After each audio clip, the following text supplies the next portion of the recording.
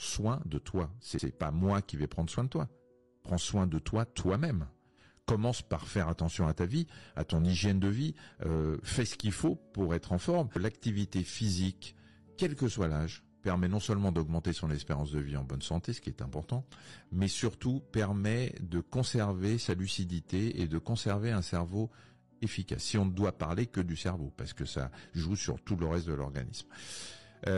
On a prouvé par des études que les personnes qui font de l'activité physique vieillissent cérébralement parlant, cognitivement parlant, beaucoup mieux que les personnes sédentaires ou inactives. Et ça stimule les connexions entre les neurones. C'est essentiel. Si des gens nous écoutent qui n'ont jamais bougé, qui sont sédentaires, c'est-à-dire qui restent très souvent assis ou qui ne font pas d'activité physique, il faut leur dire qu'il est essentiel de faire les 30 minutes d'activité physique quotidienne. Ceux qui font du sport, il faut qu'ils le fassent régulièrement.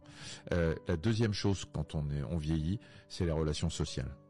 On décline beaucoup plus vite sur le plan cognitif intellectuel et sur le plan cérébral que les personnes qui ont des relations et des interactions sociales. C'est essentiel. Il faut s'inscrire dans des clubs, il faut participer à des marches nordiques, ce que vous voulez, mais avec d'autres personnes. Il faut parler, il faut communiquer. Malheureusement, aujourd'hui, dans notre société, il y a beaucoup de solitude, il y a beaucoup de personnes âgées qui sont seules et qui se retrouvent sans interaction à part le pain qu'elles vont acheter.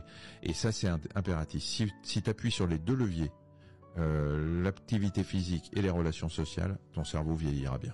Vieillir, c'est une chance à condition de vieillir en bonne santé. L'activité physique, les interactions sociales, vous avez vu, parce que ça assure l'efficacité du cerveau. Et le cerveau, bien entretenu, assure à son tour de bonnes pensées. Alors quiconque désire assurer des charges aussi élevées à la tête de son état doit forcément garder un équilibre mental orienté vers la souveraineté, orienté donc vers la personnalité et l'indépendance.